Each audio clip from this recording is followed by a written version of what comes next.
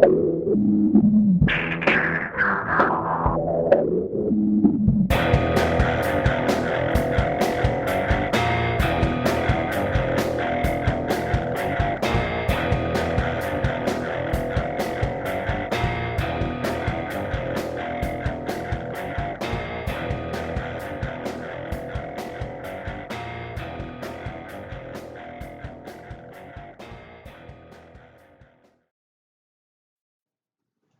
once again, and thanks for joining me, guys. How are you doing this weekend? I got some nice emails this weekend, and my friend Brody, he is a musician. He's been doing music for a while. He's been in groups, in and out of groups. In 2009, he created a solo project. It was Brody and the Occupants that sang this. He's performed in actual bands over the years too.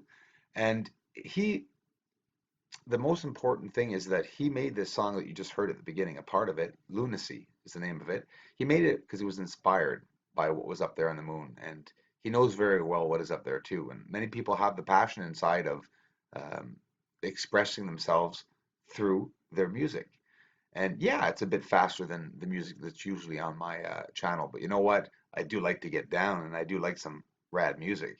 But yeah, this music is totally um, it fits in nice in many sections of my videos, and I hope to be able to post some more of it. So thank you very much, Brody, for furnishing this song and a couple of other songs. I will mention the songs that I post, and this is Lunacy. I'll have it up in the mentions too. Thank you very much.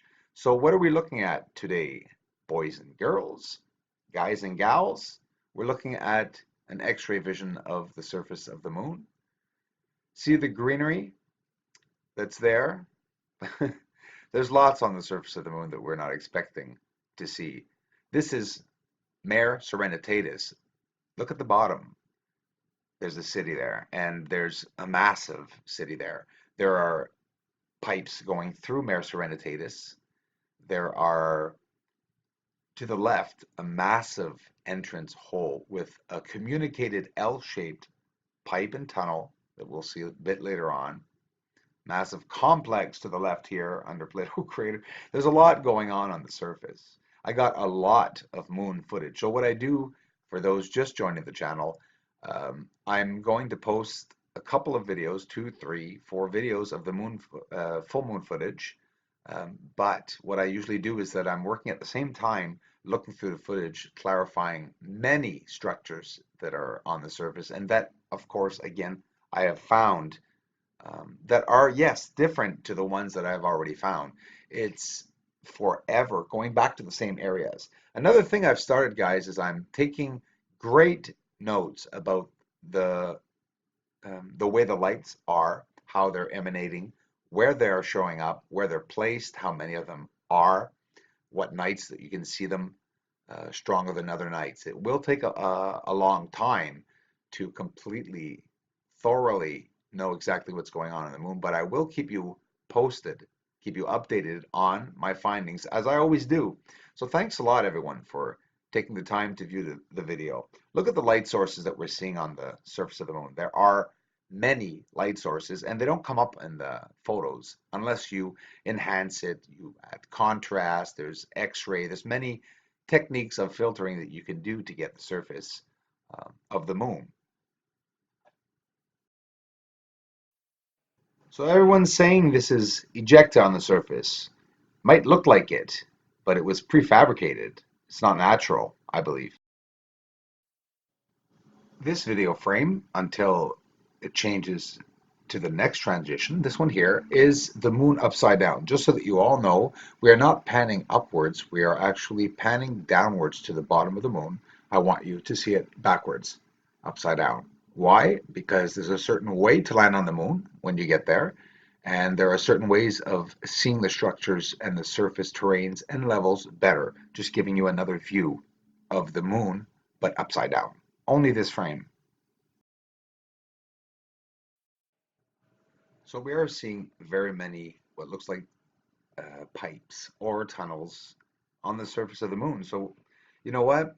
Mare Serenitatis, Copernicus crater, Tycho crater, I want you guys and those with telescopes to please really take note and look as hard as you can around the craters, the leaving pipes and tunnels, because I assure you that most of them have these straight objects.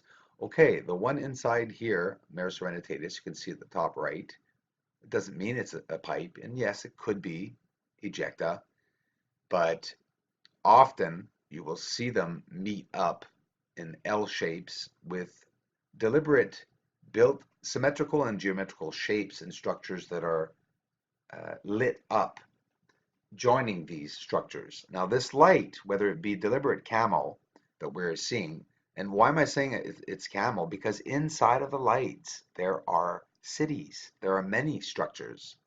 This looks like Montes Apenninus, which is not the Apennine Mountains at the top right, just overhead of Tycho crater. Look at the tower that joins, that meets up on the platform there. It's to the right now of the frame, completely up. You see a line going straight upwards. It's very small and goes to the other platform. Everything is connected. Aristarchus crater, look at the lit object that goes a straight path. It's joined by a light. Looks very spherical, but again, they're not spherical, right? When we zoom up on these lights, they're very, very different shapes and different colors. It's crazy, but we're getting back this spherical shape, which again, I tend to think that maybe in space, these pockets of smoke or light is what we're seeing because, and what are the fields at the bottom? These white emanating fields, circles. We see circles everywhere. It's a lit up light in a circle around. It's not ejecta, guys. No one can say it's ejecta. I mean, come on. How was ejecta formed? We know, okay, by science, what science says. Well, use some common sense. It's not a crazy idea. I believe it has happened, what they said before, but not on the moon. When a meteor, first of all, it becomes a meteorite when it hits a surface. Until then, it's a meteor.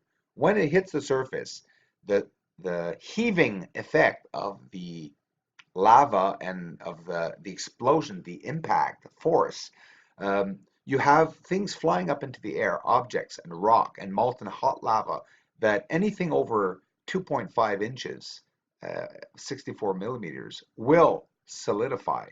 And when it solidifies, it can fall to the ground and have many different shapes and odd forms and shapes. And this is what they're saying that is on the surface, and this is why we're seeing these odd shapes. So what I did is I started looking into this in great detail, and they're very wrong. There could be some areas that have that, because I do see some areas that do look like what some things of what NASA are saying about the ejecta, but I think it was prefabricated.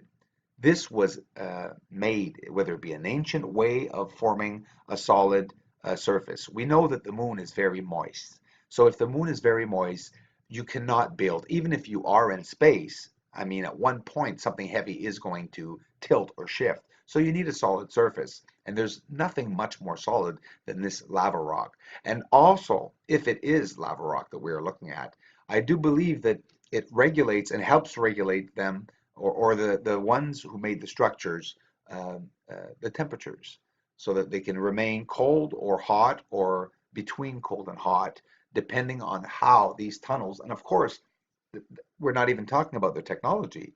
Add a little bit of common sense and technology, and of from a species that is far more advanced than us, and you can only imagine what they can do with natural things on the surface of the moon. We're not understanding everything because we're not an advanced race at all. We're a very primitive race. We're doing well over the years. I imagine uh, if you compare ourselves to other animals, yes, we have evolved very much, but we're comparing ourselves to what? To a science and to history that was written in a book like a fable, that we do not know what is real and what is not real out there. This surface throughout this week, I will be getting a lot of, I got a lot of footage. I stayed up till 5 this morning after working to get footage. And we got some great footage. So this afternoon too, I'll be doing some more videos, answering comments a bit later in the evening, guys, because I'm a bit busy doing these videos. I want to get them out. and I'm doing a lot more new things to the channel. I'm preparing for this summer. A lot of work, but be patient, guys. We'll get there. So thanks a lot for the support, everyone. I really appreciate it. And I have my own beliefs in spirituality. But please, for those who are religious and do want to really ask me anything about their religion or questions, or maybe to share some information with me, I accept it and I absolutely respect you all. So don't be shy.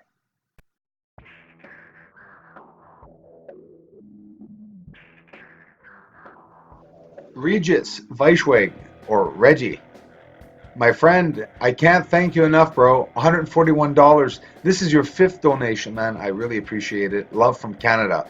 You gave $385, man, to the contribution for the bigger telescope. I can't thank you enough. We are going to get that telescope. And I can't thank you enough for watching, Regis, and for the feedback and everything, man. I really, really appreciate it. This is the forest, guys, and these are the ones who are making it happen. Check out the link in the description and check the support I'm getting and the community's getting for the big telescope. We're raising some money to get in real close to show the world exactly what is up there on the moon.